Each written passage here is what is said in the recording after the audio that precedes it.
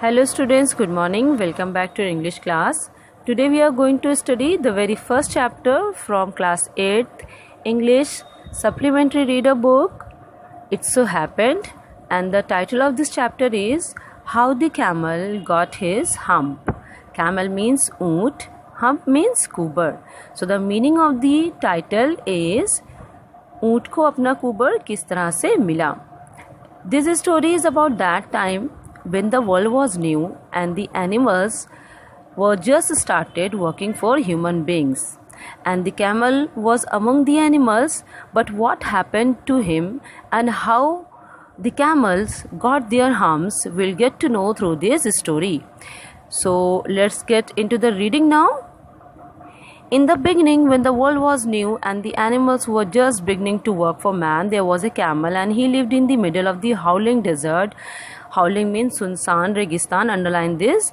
Howling desert because he did not want to work. He ate sticks and thorns and prickles, and when anybody spoke to him, he said humph, just humph and no more.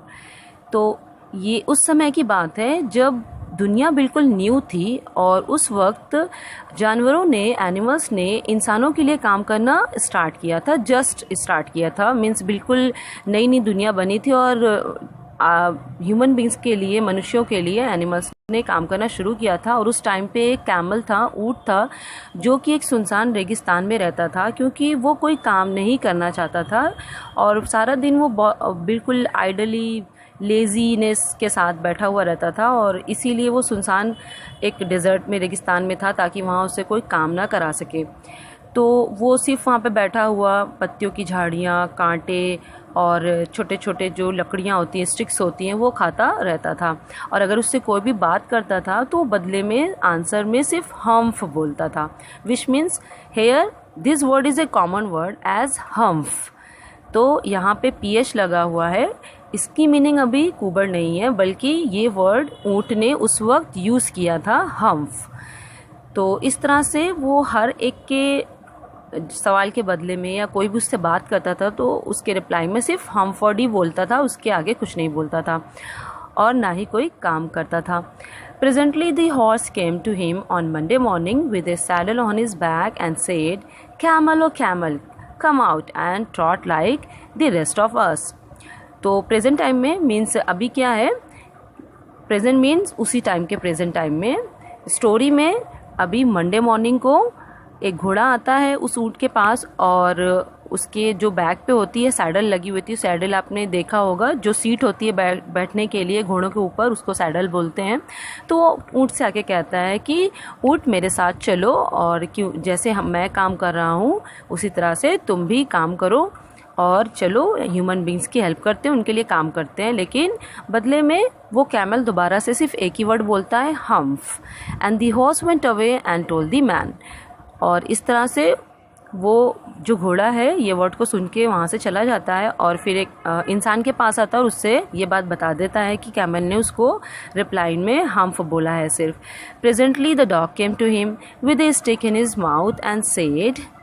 और फिर उसके बाद एक dog आता है उस camel के पास और उसके माउथ में एक स्टिक होती है और उससे कहता है, let's see further, "Camel, oh camel, come and fetch and carry like the rest of us." Humph said the camel and the dog went away and told the man. तो वो जो डॉग होता है वो कैमल के पास आता है और उससे कहता है कि चलो हम ह्यूमन बींग्स के लिए काम करते हैं और जैसे दूसरों के लिए काम करते हैं और उनके लिए चीज़ें ढोते हैं, कैरी करते हैं और खींच करके लाते हैं. तो बदले में कैमल जब उसकी बात सुनता है वो दोबारा से उसको इग्नोर करता हुआ, नेग्लेक्ट करता हुआ सिर्फ हम्प बोलता है और वो डॉग भी वहाँ से चला जाता है और ये सारी बात जाके उस इंसान को बता देता है. Presently the ox came to him with the yoke on his neck and said, "Camel, oh camel, come and plough like the rest of us." उसके बाद उस डॉग के बाद एक बैल आता है वहाँ पे और उसके नेक पे योक बंधा हुआ रहता है. Yoke means you must have seen the ox. आप लोगों ने बैल को देखा होगा जब वो खेतों को जोतती रहती हैं तो उनके गले में एक बेल्ट के जैसा बंधा हुआ रहता है जिससे कि वो भारी जो हैवी गुड्स होते हैं, हैवी चीज़ें होती हैं, उससे वो खींच सकें. तो ऐसे ही उसके गले में बंधा हुआ होता है. वो भी आके कैमल से यही बोलता है कि चलो हम लोगों मनुष्यों की हेल्प करते हैं और ह्यूमन बींग्स का काम करते हैं, और तुम भी हमारी तरह शामिल हो जाओ हमारे साथ काम करने में। Humph said the camel and ox went away and told the man. लेकिन इस पे भी वो यही बोलता है हम्फ, और उसके अलावा कुछ नहीं बोलता है, और ऑक्स उसको सुन के वहाँ से चला जाता है। At the end of the day, the man called the horse and the dog and the ox together and said, 303, I am very sorry for you, but that Humph thing in the desert can't work or he would have been here by now, so I am going to leave him alone and you must work double time to make up for it.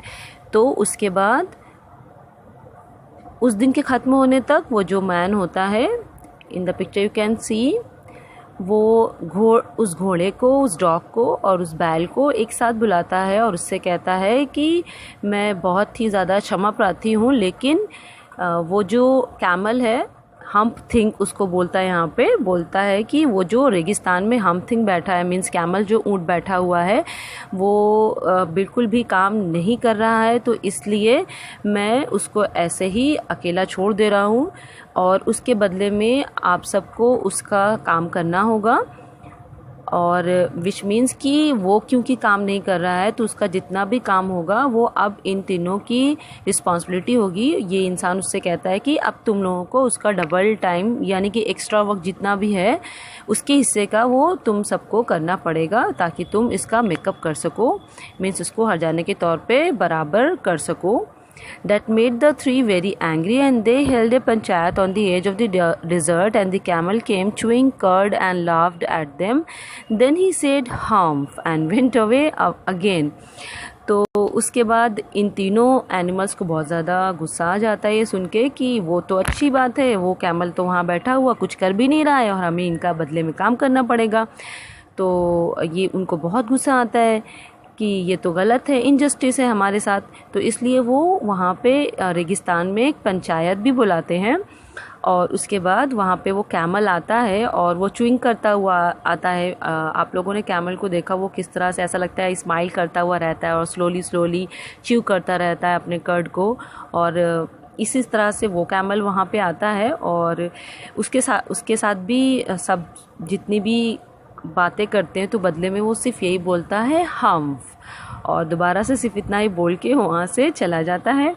Presently there came along the jinn, it's pronounce as jinn, जिनको genie और दूसरे word से भी आप लोगों ने पढ़े होंगे दूसरे स्टोरीज़ में, लेकिन इसको जिन इस स्टोरी में बोला गया और डी इसमें साइलेंट है, तो इसको आप कैसे पढ़ेंगे, jinn. Okay, so jinn who was in charge of all deserts rolling in a cloud of dust। तो अब उसके बाद वहाँ पे एक जिन आता है और वो जिन बादलों से बाहर आता है। जब भी जिन आते हैं तो ऐसे ही आते हैं, तो एक धुंधलेपन के जो क्लाउड्स होते हैं उनमें बादलों के बीच से वो जिन निकलता हुआ आता है और वो जिन उस रेगिस्तान का इंचार्ज भी होता है, विच मीन्स जितने भी डेजर्ट्स हैं उन सब का जो इंचार्ज है वो ये जिन होता है, उसके अंडर में ही सारे डेजर्ट्स आते हैं।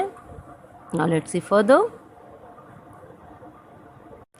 जिन of all deserts said the horse, is it right for anyone to be idle. तो वहाँ पर वो हॉर्स उनसे बोलता है कि तुम जो सारे डेजर्ट के मालिक हो, सारे रेगिस्तान के इंचार्ज हो, तो तुम मुझे बताओ कि क्या ये सही है कि कोई भी पूरे टाइम कोई काम ही नहीं करता और आलसी बन के बैठा रहता है।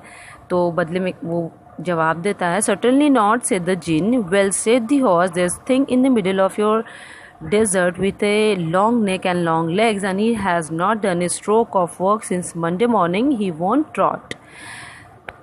View, said the Jinn, whistling, that's my camel. What does he say about it? He says humph and he won't bluff, said the ox. तो जिन वो बोलता है कि हाँ ये तो बिल्कुल गलत बात है कि कोई काम ना किया जाए, तो आइडल होकर बैठना, it is certainly not a good thing. उसके बाद से घोड़ा उससे बोलता है कि हाँ लेकिन रेगिस्तान में एक ऐसी चीज़ है, मीन्स उस वक्त एनिमल का नेम नहीं था कैमल, तो इस वजह से उन्होंने इस तरह से उसको डिस्क्राइब किया कि जिसके लंबी गर्दन है, लंबे पैर हैं और वो बैठा हुआ है बीच रेगिस्तान में और कुछ करता नहीं है, बिल्कुल आलसी बन के बैठा हुआ है। उसने मंडे मॉर्निंग से कोई भी काम नहीं किया है और वो कहता है वो कुछ बोलता भी नहीं और ना ही कोई काम कर रहा है हमारे साथ। तो उसकी जो जिन होता है वो उस वक्त विजिल करता है, वो कहता है अरे वो तो मेरा कैमल है, वो तो मेरा ऊँट है और वो क्या कह रहा है। तो वो सारे एनिमल्स उसको बताते हैं कि वो सिर्फ हार्म्फ वर्ड बोलता है, इसके बदले वो कुछ भी नहीं करता है और इसके आगे वो कुछ भी नहीं करता है। और ऑक्स कहता है कि वो प्लव भी नहीं करेगा, मीन्स खेत भी नहीं जोतेगा। Very good said the jinn, I'll hump him if you will kindly wait a minute। तो जिन जो होता है वो कहता है ठीक है, अगर वो बार बार हम्फ बोल रहा है तो अब मैं उसको बताता हूँ कि हम्फ कर दूंगा, बस तुम लोग थोड़ी देर रुको। Now let's see what happens further in the story. The jinn rolled himself up in his dust cloak and took a walk across the desert and found the camel looking at his own reflection in a pool of water. My friend, said the jinn, what's this I hear of your doing no work? The jinn sat down with his chin in his hand while the camel looked at his own reflection in the pool of water. तो उसके बाद वो उड़कर बादलों के बीच से वो जिन पहुंच जाता है कैमल के पास और वहाँ पर वो जो ऊँट होता है वो पानी में अपना ही रिफ्लेक्शन देख रहा होता है, झुककर वहाँ से पानी पी रहा होता है और अपने आप को देख रहा होता है। रिफ्लेक्शन मीन्स आपका जो प्रतिबिंब नज़र आता है पानी में उसको बोलते हैं, ठीक है। तो इस वक्त वो ऊँट है और इसके पहले तक अभी जो बैक होती है वो बिल्कुल स्ट्रेट होती है और वो अपनी बैक को बहुत पसंद करता है। लेकिन अब वो जिन आता है और उससे पूछता है कि कैसे हो मेरे दोस्त, मुझे पता चला है कि तुम कोई काम नहीं कर रहे हो। The djinn sat down with his chin in his hand while the camel looked at his own reflection in the pool of water. You have given 3 extra work ever since Monday morning, all on account of your idleness, said the jinn, and he went on thinking with his chin in his hand। तो वो उससे बोलता है कि Monday morning से तुमने कोई काम नहीं किया है और तुम्हें तीन काम दिया गया था और तुमने अपनी लेज़ीनेस की वजह से उसको बिल्कुल भी नहीं किया है। और इस तरह से वो अपने चिन पर हाथ रखते हुए और पॉन्डर ओवर करता है और फिर वो उससे क्या कहता है, let's see. Humph, said the camel, I shouldn't say that again if I were you, said the jinn. You might say it once too often. I want you to work. And the camel said Humph again, but no sooner had he said it than he saw his bag that he was so proud of, puffing up into a great big hump. Now, तो जब वो जिन आके उससे पूछता है कि तुम काम नहीं कर रहे हो, तुम्हें जितना सारा काम दिया गया है, तो बदले में वो जो ऊँट होता है वो फिर दोबारा से हम्फ बोलता है और इस बात पे जिनको दोबारा से गुस्सा आता है। वो उससे कहता है कि अब अगर एक बार भी तुमने हम्फ आगे बोला तो फिर मैं तुम्हें बताता हूँ। और इस बात पे दोबारा से वो ऊँट हम्फ बोलता है और देखते ही देखते वो पानी में तो अपने आप को देख ही रहा होता है उस वक्त, तो देखता है कि उसकी जो पीठ होती है जिस पे बहुत प्राउड फील करता है पहले क्योंकि बहुत स्ट्रेट होती है, लेकिन अब क्या हो रहा है, वो पफ अप हो रही है, विच मीन्स कि वो फूलती जा रही है, ऊपर की तरफ उभरती जा रही है और एक फिर जाके उसके जो बैक पे एक पूरा की पूरा हम्प बन जाता है, मीन्स कुबड़ निकल जाता है उसको।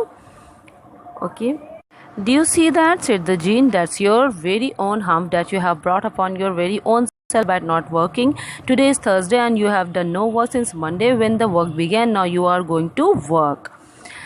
How can I, said the camel with his hump on my back? That has a purpose, said the jinn, all because you missed those 3 days. You will be able to work now for 3 days without eating. तो अब क्या होता है कि वो जिन उससे कहता है कि क्या तुम इस कुबड़ को देख रहे हो, ये तुम्हारा खुद का कमाया हुआ है क्योंकि तुमने कोई काम नहीं किया है। थर्सडे आज हो चुका है और मंडे मॉर्निंग से तुमने एक भी काम नहीं किया है, तो तुम्हारे इसी वजह से तुम्हारे पीठ पर मैंने कुबड़ निकाल दिया है और अब तुम वर्क करोगे आज से। तो वो जो कैमल होता है इस बात पे कहता है कि अब मैं कैसे करूँगा, मुझे तो कुबड़ निकल गया है, मेरे पीठ पे तो अब हम्प आ चुका है। तो फिर उसके बाद जिन बोलता है कि ये भी एक पर्पस के साथ है क्योंकि तुमने अपना 3 दिन का काम पूरा करना है किसी भी कंडीशन में, और अगर तुम इसको कर लोगे तो फिर ये चला जाएगा, लेकिन तुम्हें ये 3 दिन का काम पूरा करना होगा। और ये जो कुबड़ है इसका एक पर्पस है कि इसको तुम बिना खाए पिए तुम ज़िंदा रह सकोगे, तो इस वजह से इस तरह से तुम अपना काम कर पाओगे। Because you can live on your hump and don't you ever say I never did anything for you, come out of the desert and go to the tree and behave. तो जिन उससे बोलता है कि अब ये मत कहना कि मैंने तुम्हारे लिए कुछ नहीं किया, क्योंकि मैंने ये जो कुबड़ निकाला है तुम्हारे पीठ पे ये भी तुम्हारे काम का है, क्योंकि तुम 3 दिन तक बिना खाए पिए रह सकोगे इसके वजह से और अपना काम कर सकोगे। अब जल्दी से उठो और काम पे लग जाओ और उन एनिमल्स के साथ हो जाओ जो काम कर रहे थे, उन तीनों के साथ, और अपने 3 दिन का काम पूरा करो और बिहेव करना सीखो। And the camel went away to join the tree and from that day to this the camel always wears a hump. We call it hump now, not to hurt his feelings, but he has never yet caught up with the 3 days that he missed at the beginning of the world, and he has never yet learned how to behave. Now that तो वो जो camel होता है वो तीनों को join करने के लिए चला जाता है, और तब से लेके आज तक हम देखते हैं कि ऊँट को जो कुबड़ निकला है उसके पीछे रीज़न क्या है ये हमें पता चल गया। तब से लेके आप आज तक कुबड़ निकला हुआ है ऊँट को, क्योंकि उसने अभी तक अपना वो 3 दिन का काम पूरा नहीं किया, आज तक वो नहीं कर पाया, इस वजह से उसको ये हम्प निकला हुआ है। लेकिन अब हम उसको हम्प बुलाते हैं ताकि उसकी फीलिंग्स को हर्ट ना कर सके, विच मीन्स हम्प PH जिसमें लगा हुआ था वो एक वर्ड था, लेकिन अब इस कुबड़ को हम हम्प बोलते हैं ताकि उस कैमल को अपने साथ हुआ जो श्राप जो जिनने उसको दिया था वो याद ना आए, उसकी फीलिंग्स हर्ट ना हो, इसी वजह से हम इसको सिर्फ हम्प बोलते हैं। और इस तरह से उसने जो मिस्टेक करी थी at the beginning of the world, दुनिया के बनने की स्टार्टिंग के टाइम पे जो उसने मिस्टेक करी थी और उसको इस वजह से जो श्राप मिला था, इसी वजह से आज ऊँट को कुबड़ निकल गया है और इसी के साथ वो सरवाइव करता है। लेकिन फिर भी आज तक उसने बिहेव करना नहीं सीखा है, विच मीन्स आज भी वो लेज़ी ही है। और आप you must have seen in the desert whenever you see a camel, he seems like very idle type of animal, बहुत ही स्लोली खड़ा होता है, स्लोली वॉक करता है और बहुत ही स्लोली अपनी नेक को मूव करता है, किसी की तरफ देखता है और सिर्फ स्माइल करता हुआ रहता है। तो that shows that camel is such an idle type of person, animal.